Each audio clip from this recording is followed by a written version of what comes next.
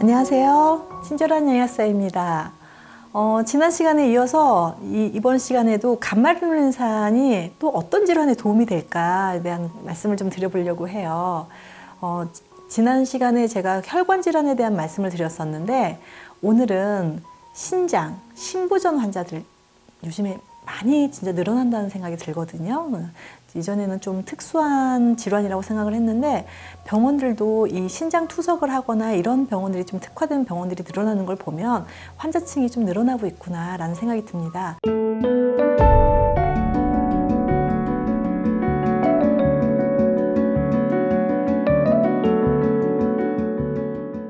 이제 신부전을 일으키는 여러 가지 사실은 병인 요인들이 있습니다. 그런데 오늘은 그 신부전을 일으키는 요인들에 대한 그 자세한 설명보다는 결국은 신부전이 왔을 때 어떻게 관리해야 되고 도대체 신부전은 어떤 질환이고 이런 부분에서 좀 간략하게 설명을 드리도록 하겠습니다.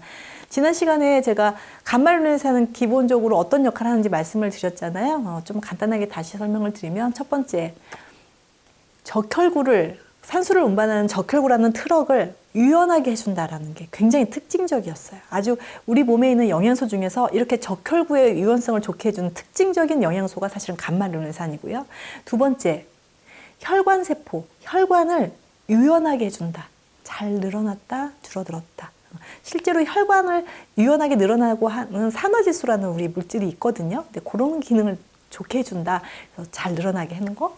그리고 혈관 세포 자체를 또 유연하게 해주는 역할을 하면서 혈관 속에 있는 혈액 자체를 맑게 잘 운행할 수 있게 만들어주는 역할도 한다, 이렇게 말씀을 드렸어요. 결국은 집도 잘 지어놓고 집안에 있는 내용물 컨텐츠도 좋게 해주고 거기서 돌아다니고 있는 그 많은 물건들이 더 윤인하게 반짝반짝 해주는 게 역할을 하는 게 간말효는산인데, 그러다 보니까 고혈압이라는 질환에 도움이 된다고 말씀을 드렸는데 신부전과 고혈압 어떤 관계가 있을까요? 사실은 원인적인 부분은 좀 다를 수 있지만 결과적인 부분에서 보면 혈관의 손상을 받아서 결국은 그 염증이나 어떤 손상에 따라서 혈관이 굳어지고 제 기능을 못하는 거에서 굉장히 비슷한 질환이에요. 그런데 원인이 조금 다를 뿐입니다. 결과는 되게 비슷한데요.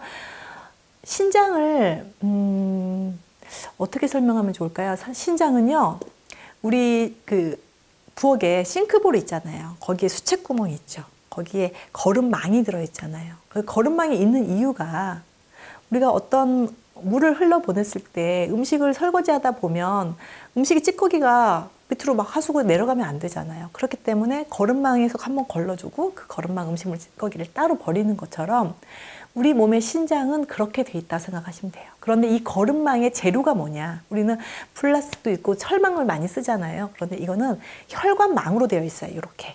혈관망으로 되어 있어서 이 혈관에서 불순물이라고 생각하는, 우리가 바깥으로 내보내야 되는 물질이라고 생각하는 부분들은 방광을 통해서 이제 요로를 통해서 나가는 거고요. 우리 몸에서 이건 다시 필요해 라는 거는 다시 흡수를 해서 내 몸에서 자꾸 돌려주는 역할을 하는 겁니다. 그래서 그런 거름망처럼 똑같이 생각하시면 되는데 그 거름망의 재료가 혈관이라는 거죠.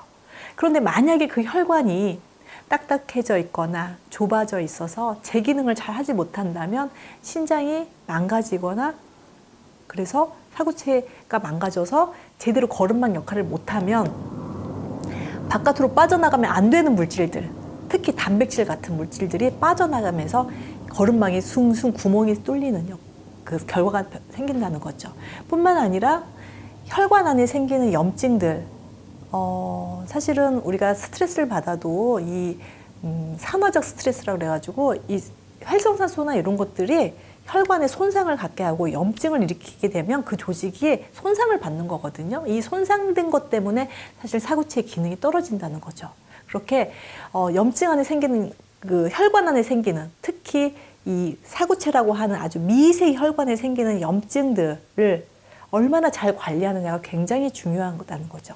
그런데 신부전 환자분들은요, 물론 복막투석을 하시는 분도 있고 혈액투석을 하시는 분도 있어요. 그런데 혈액투석의 경우에 어떻게 투석을 하냐면 그 투석기에 그 혈액을 집어넣는데 아주 정말 미세한 이 관에다가 그 혈류를 넣어서 거기서 찌꺼기를 걸러내는 시스템이에요. 저도 사실 뭐 기계적인 거는 잘은 알지는 못해요. 근데 기본적으로 그런 원리를 가지고 있는데, 그러다 보니까 혈액이라는 게 그 아주 작은 그 틈새에 들어가다 보니까 제가 정말 누누이 강조해드렸던 정말 중요한 혈구, 적혈구, 이게 같이 빠져나가야 된다는 거죠. 그래서 적혈구라는 게 이렇게 동그랗게 생겼단 말이에요. 그런데 그 작은, 정말 이 좁은 관에 계속 그 압력을 받고 나가다 보니까 혈구가 어떻게 될까요? 적혈구가 깨질 수도 있겠죠. 그래서 신부전 환자분들은요, 어쨌든 빈혈에 시달리시게 되고, 이제 원인은 굉장히 여러 가지가 있겠지만, 어쨌든 혈액투석이라는 거 과정에서도 그런 빈혈이 시작이 되고요, 혈구가 깨져 있어서 신부전 환자분들의 적혈구의 현미경 사진을 보면 거의 반쯤 깨져 있거나 흐물흐물해져 있거나 동글동글하고 유연성 있게 되지가 않아요. 그러다 보면 우리 몸에서 가장 중요한 트럭 역할을 하고 있는 이 트럭이 망가진다는 거예요. 그러면 내가 원하는 곳에 산소를 운반할 수가 없기 때문에 내 몸은 어떻게 되겠어요?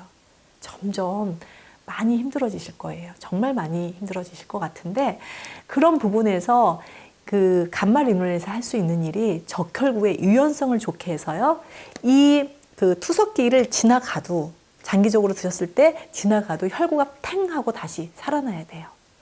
그럼 이 적혈구는요, 굉장히 원래 유연성이 좋은 거거든요. 그래서 뇌혈관처럼 가장 얇은 혈관, 신장혈관처럼 이런 걸 다 자기 몸을 구겨서 나도 다 들어가서 자기 역할을 다 해내는데, 기계적인 어떤 물리적인 이 압력에 의해서 신부전 환자들은 그걸 할 수가 없다는 거죠. 파괴된다는 거죠.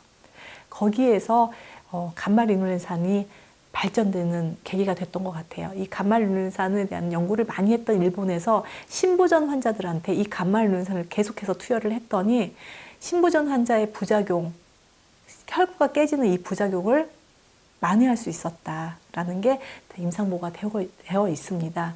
굉장히 중요해서 일본 신장병원, 그 혈액 투석하는 병원에서는 아주 루틴하게 이 간말 인슐린산이 처방이 되고, 정말 모두 다 같이 먹어야 되는 영양소로 인지를 하고 있다는 거죠.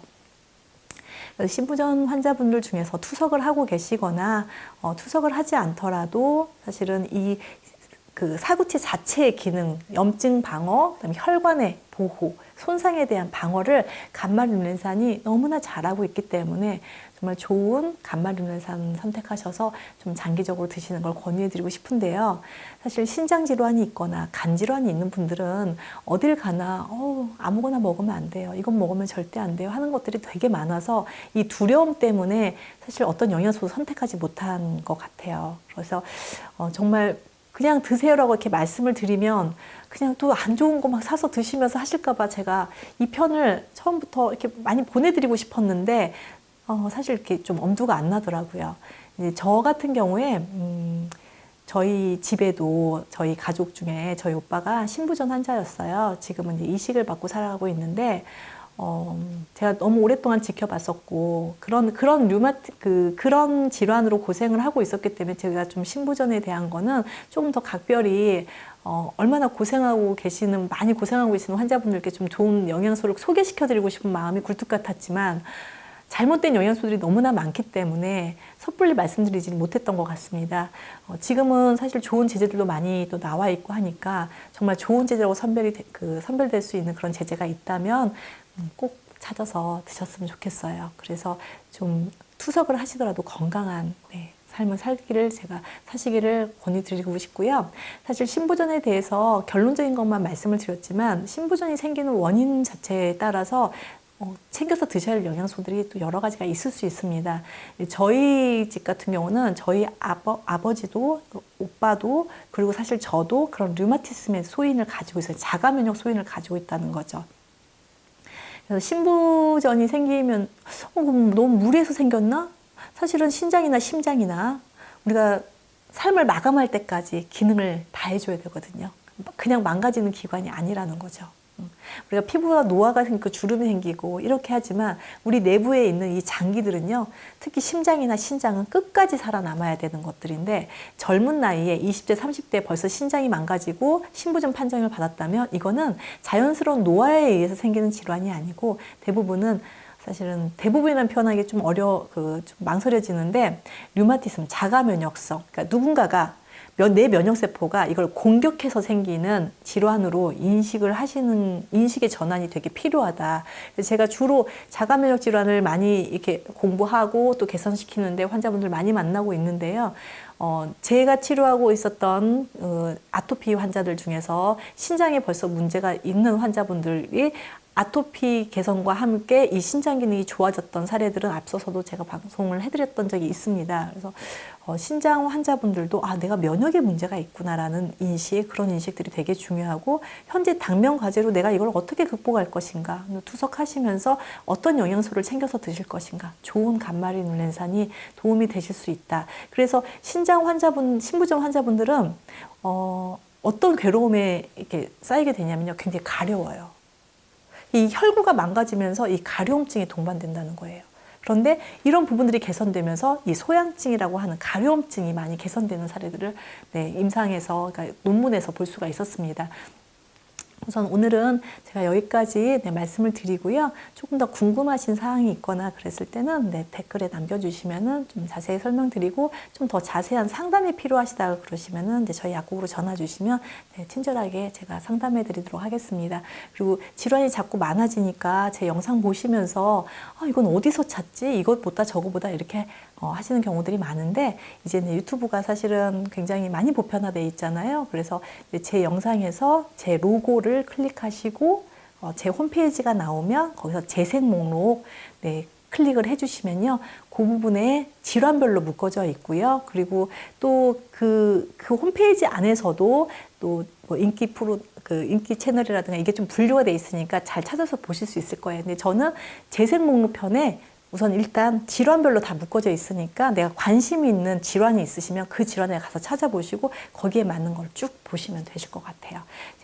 오늘도 제 영상에 관심 가져주시고 또 정보를 또 유익하게 사용하실 수 있도록 제가 정보를 드릴 수 있게 된 걸 너무 저도 감사하게 생각을 하고 있습니다. 오늘도 더 즐겁고 행복하고 건강한 하루 되시기를 바라면서 여기서 마치도록 하겠습니다. 고맙습니다.